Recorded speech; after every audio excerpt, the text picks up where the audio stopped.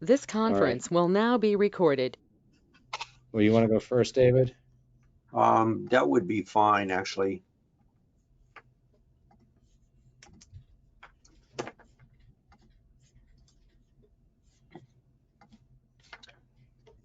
So I hope you can see a radiograph here.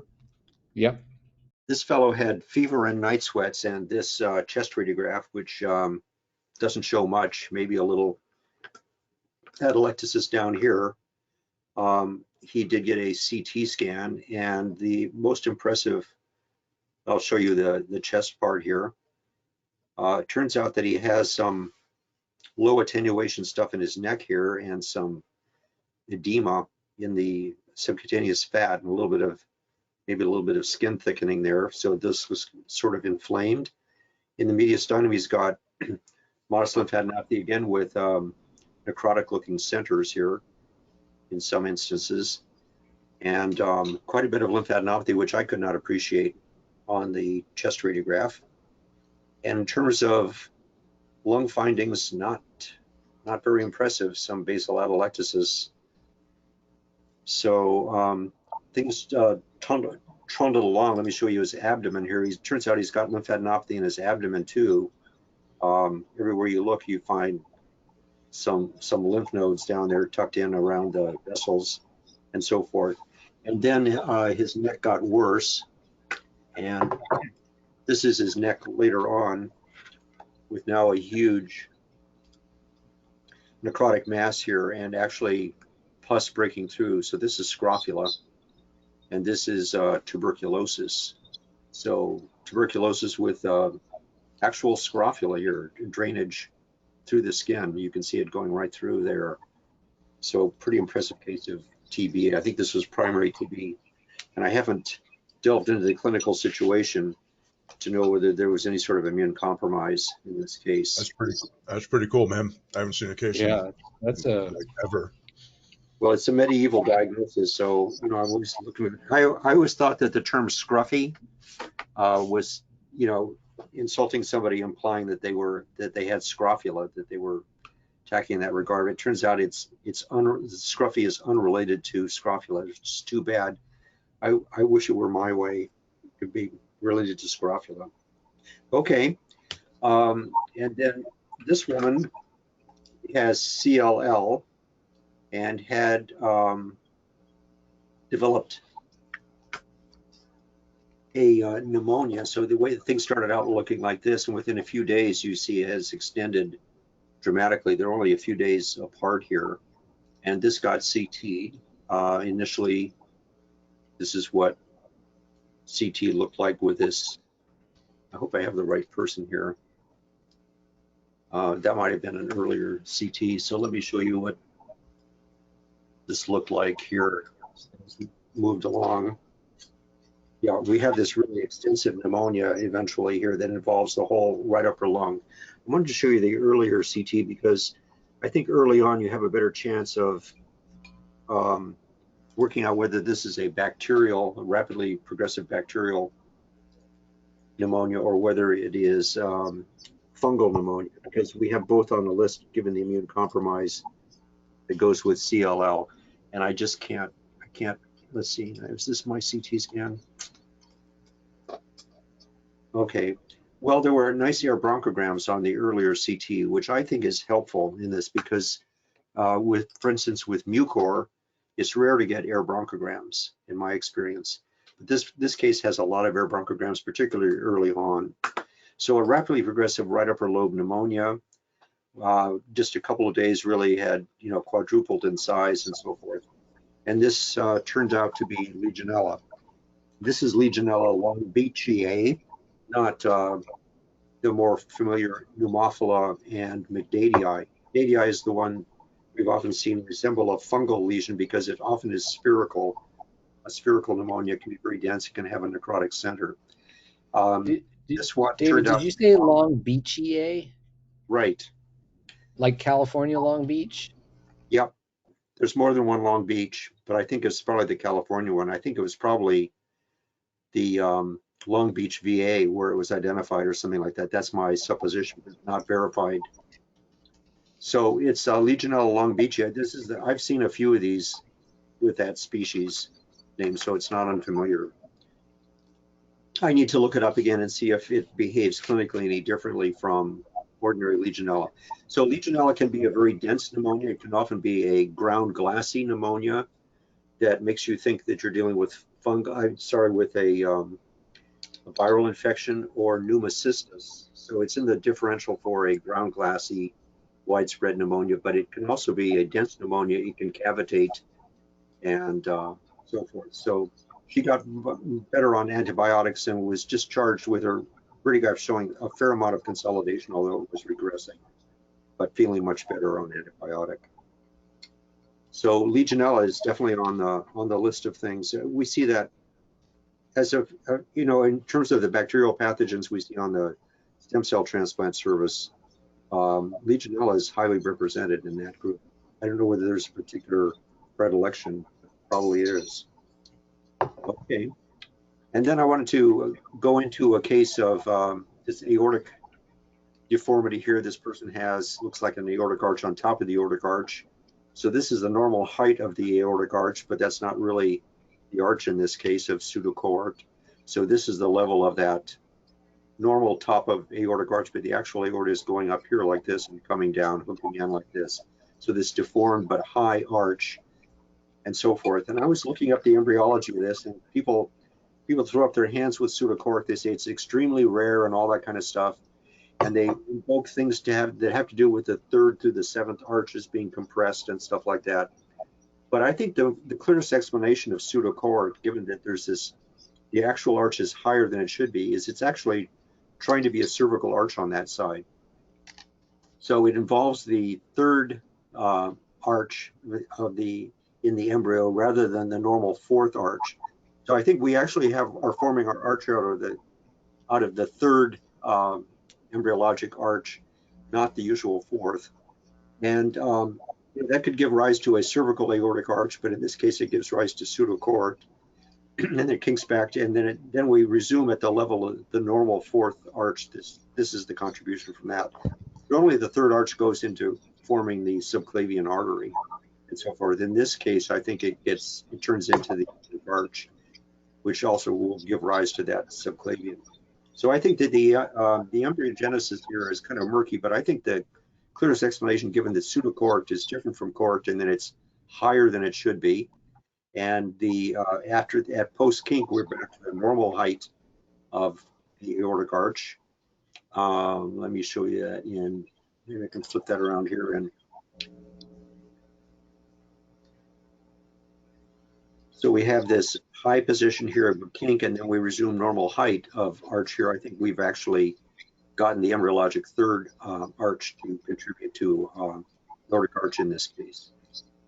So I've not seen that consistently in the literature, that explanation. Jeff, I know you're a fan of aortic anomalies.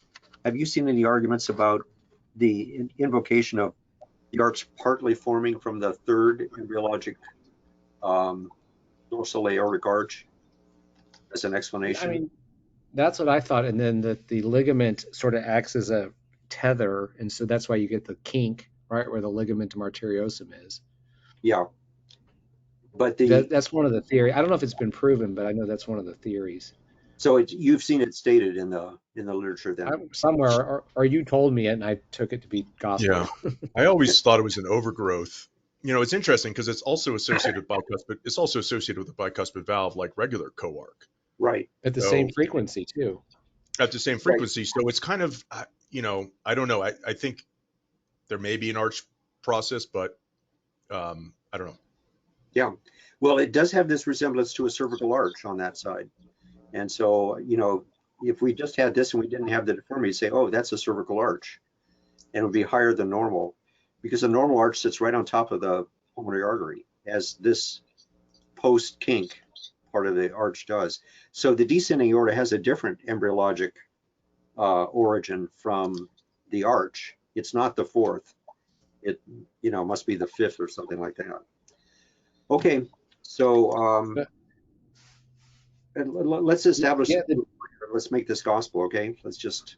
Well, I was going to say the descending aorta is from the paradorsal aorta, Okay. and that gives you the descending, and That's right. and usually Yeah. it's the fifth in humans typically regresses, and we've seen a couple of examples. I have one, and I know Travis or Seth showed one of a double barrel aortic arch, and that's a persistent fifth arch, which is really Yeah, I have rare. a, You get I this have a case of that. Yeah. yeah, That's the, second vessel underneath the arch. And then usually what is the contralateral arch is usually so the right one usually gives rise to the main pulmonary trunk.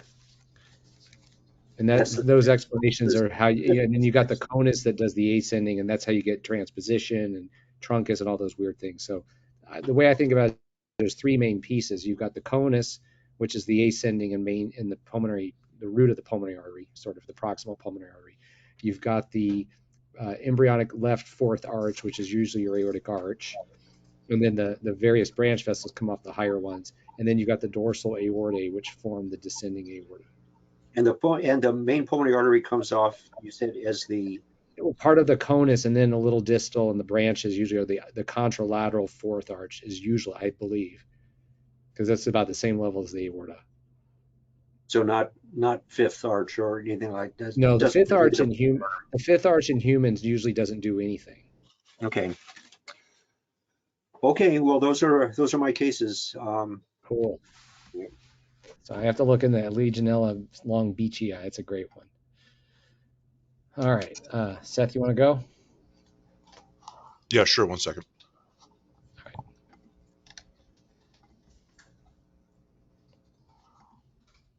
Recon is not behaving itself today. 1 second. All right, I can go. All right, I'll make you the presenter.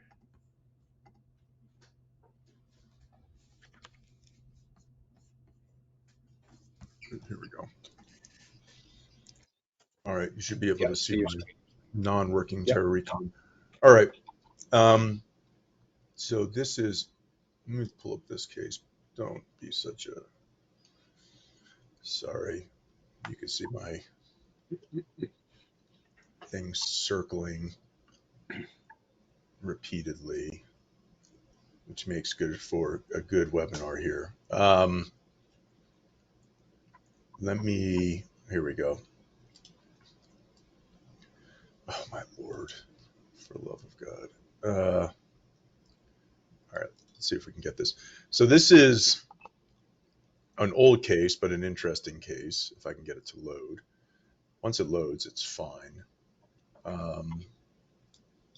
If it does load. So this is a young patient coming in with shortness of breath and gets a PE study on the outside. There's no PE. All right, this is almost unusable. If it is, I'll give it back to you, Jeff, and figure out a way to, because this is, yeah, why don't you? I can show my cases if you want to. Yeah, why don't you go, because this is really not usable. Okay, I'll figure out another way to show the cases. So why don't you go? All right, let's see here.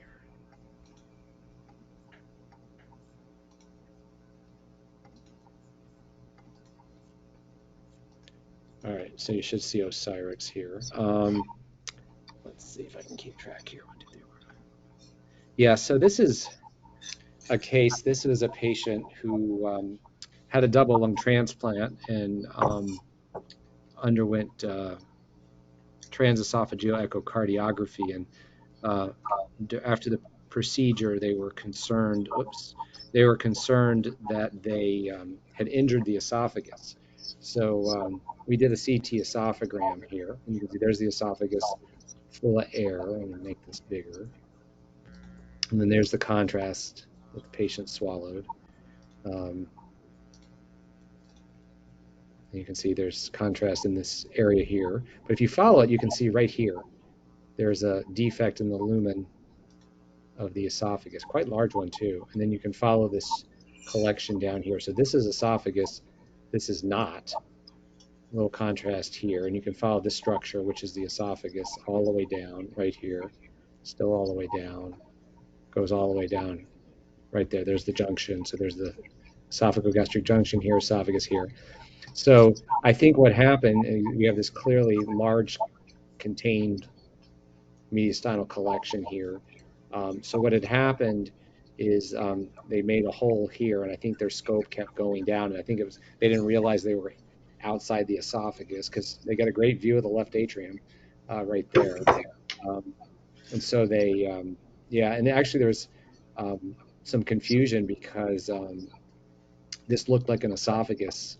So we had the surgeons were initially kind of confused of what was where, but this is not the esophagus, but rather the channel. It's quite a large one. Here's a coronal oblique I made. So here's the actual esophagus. There's a little contrast in it. This is the channel. So they put a giant stent across this defect for that. So that's one of the worst ones I've seen with that. So this was from the esophageal ultrasound probe. Yeah. All right. This case is absolutely insane. So this patient is youngish and presented with shortness of breath and has a radiograph that looks like this. And you can see there's a bunch of lines. The fissures, there's thickening of the fissure from thickening of the subpleural lung. There's a bunch of septal lines.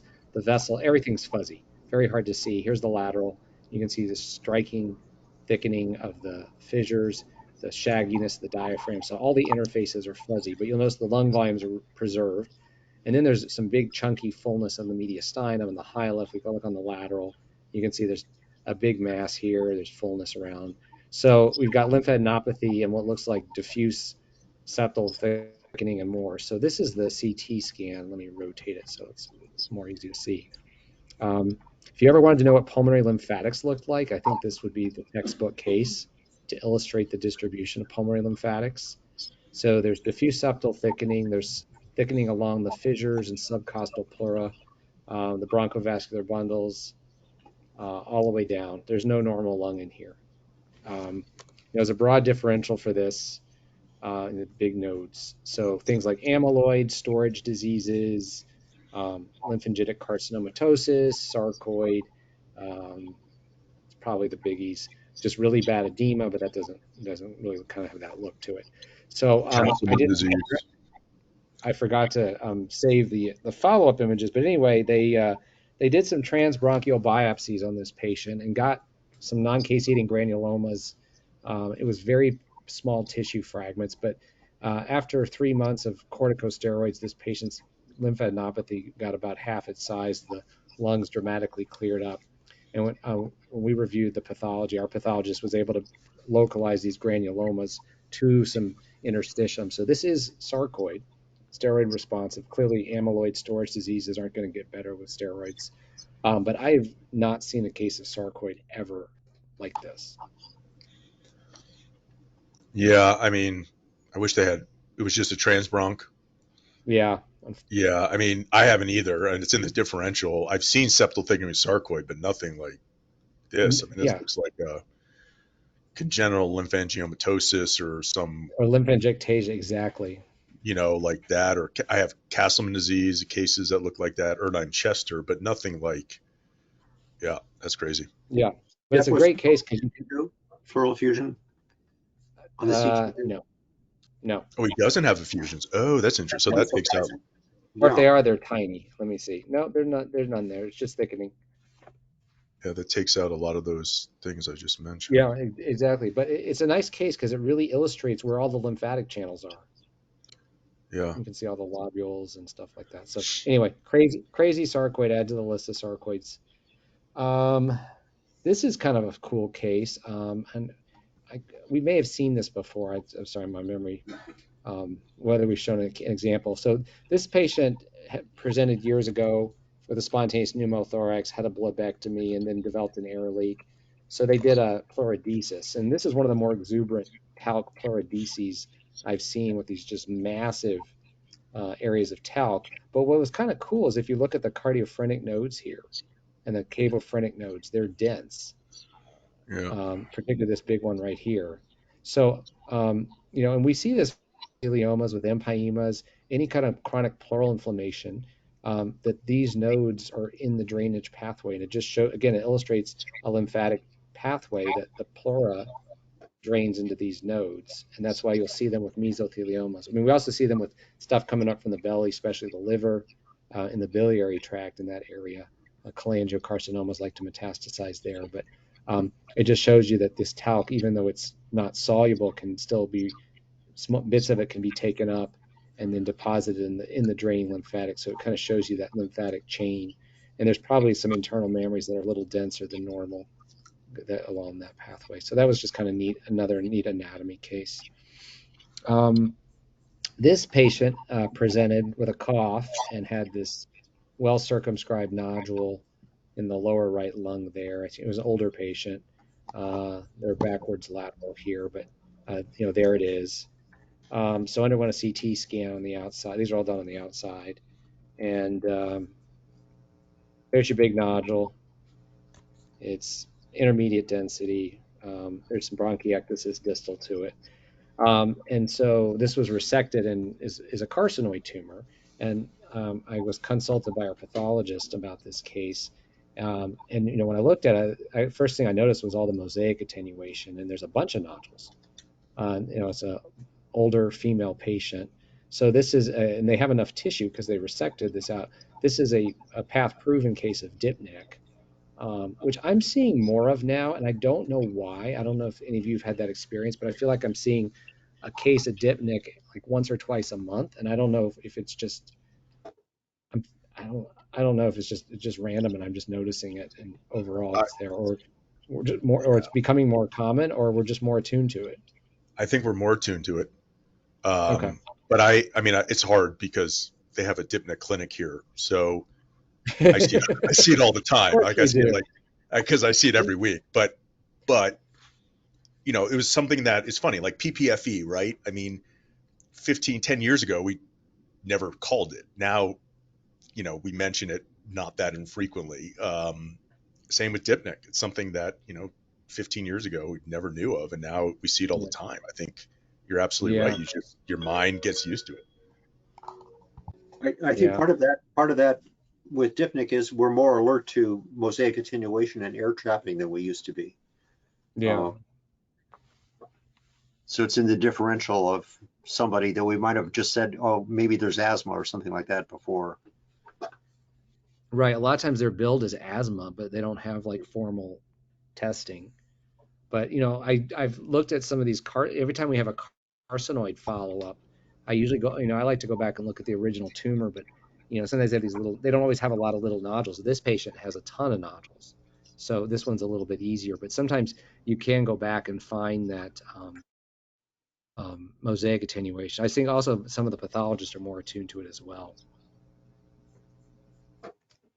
All right, and then this last case is kind of a nice example. David, I know, has shown this before. I want to get sure I get these right. So this patient he's in his 40s and has lungs that look like this. He's got this bronchiectasis, bronchial wall thickening, some plugs, mosaic attenuation, and it's very well, he had pneumonia at this time back years ago. But he has cystic fibrosis and has had bronchiectasis for many years. His pancreas is all fat. But what's kind of cool, and this is one of the better examples of this, that we don't CT a ton of cystic fibrosis patients because usually they just treat them empirically or they get radiographs. But you can see after treatment, the bronchiectasis doesn't go away, but the wall thickening gets much better. The mucus plugs, not all of them, but they get a lot better as well.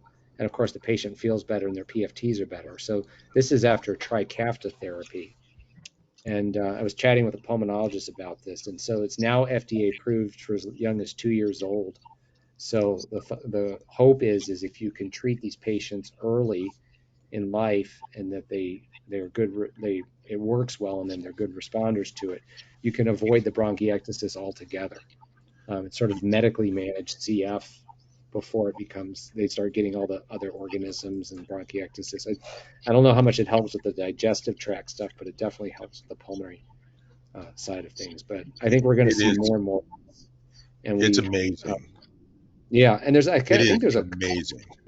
one other drug that works similarly. It has, I I think I mean, saw a name of. you're literally going to cure this disease with this medication unless something, Yeah. because we see this, we have like, we're a big center for this trial on this, and we see a lot of these, and it's crazy. You have people who look horrendous, and then they almost look normal. Well, Yeah. It's remarkable. They tried to do blinded trials of this drug, and they couldn't do it because the patients knew instantly that they were on the drug. They felt better in days.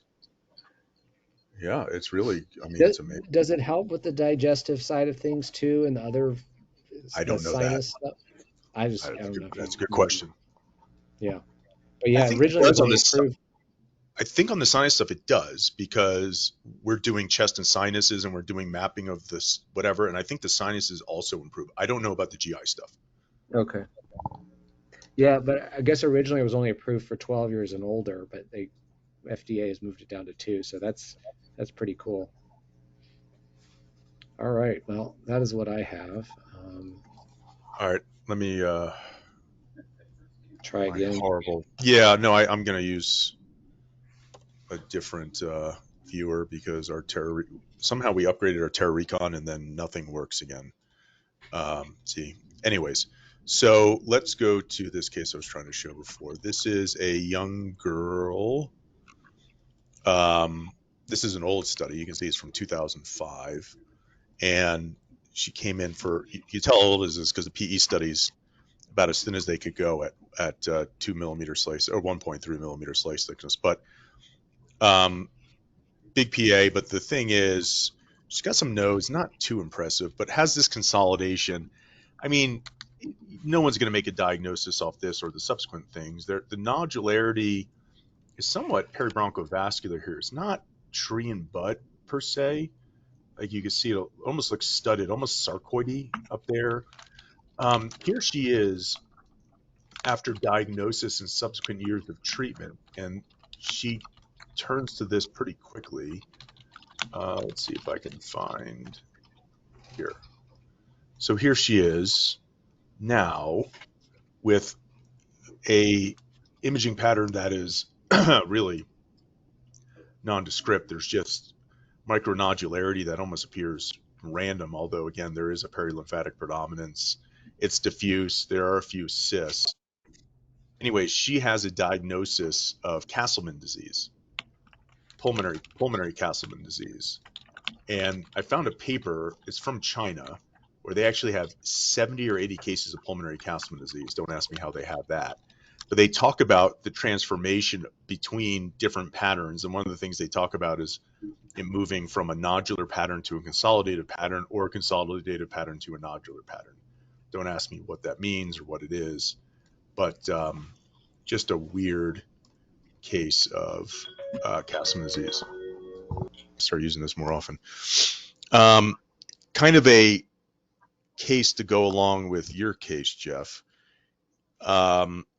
Here's a patient with chronic septal thickening, has some kind of fluffy central lobular nodules, but the predominant finding, centered around the peribronchovascular or around the central lobular structures, but the predominant finding is pronounced septal thickening, chronic effusions, and if you look in the mediastinum, there's all these weird, there's some lymph nodes, but there's some other structures here, some weird vessels or vessel-like things that curve in and out, are very tortuous.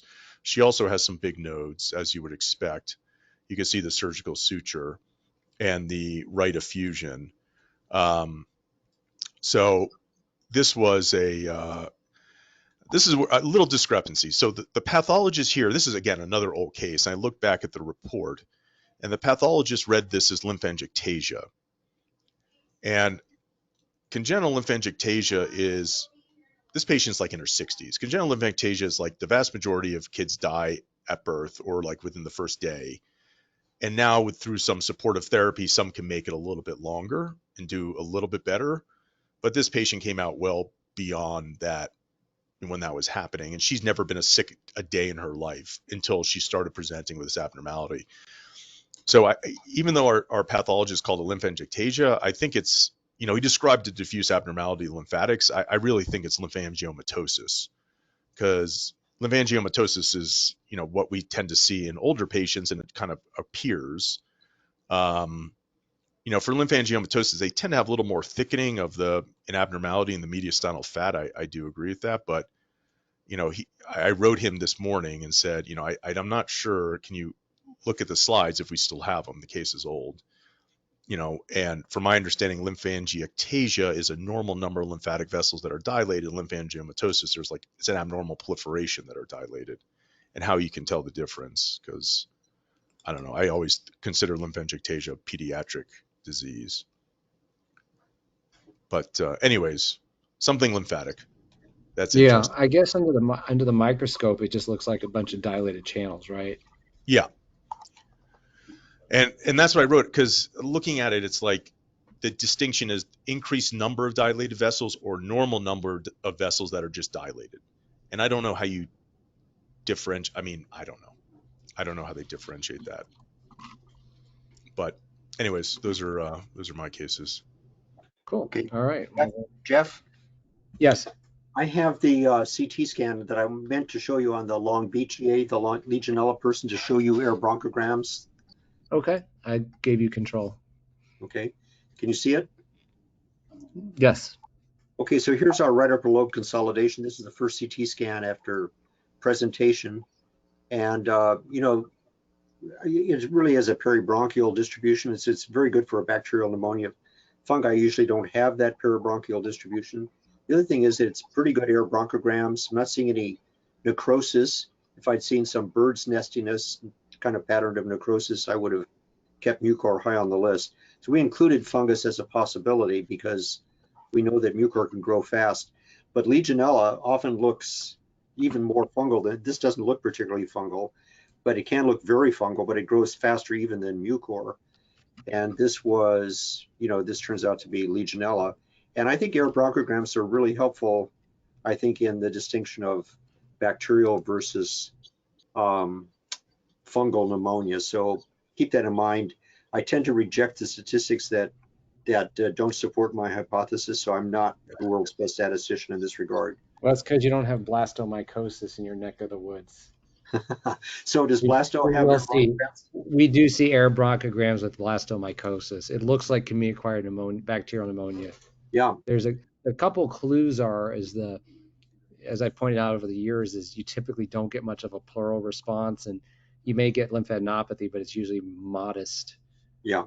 This person has little bits of pleural effusion here. Yeah, and I mean, it just seems to irritate the pleura less. Man, I would have been worried about it for some time. I would have been worried about adenocarcinoma if this came up. I mean, it was too fast for that. Oh, was it? Oh, I would say, you had a growth pattern. Oh, okay. Yeah, I thought if this was just came up with my CT, I'd be like, infection, but followed that quickly. Okay, it's a malignant variant, but it wasn't there last week. Yeah. Oh, well, then clearly that's not. All right. Cool. Sounds good. Thanks, everyone. Good cases today. Yep. Take care. I'll talk to you next week. All right. Bye. Bye-bye. Bye.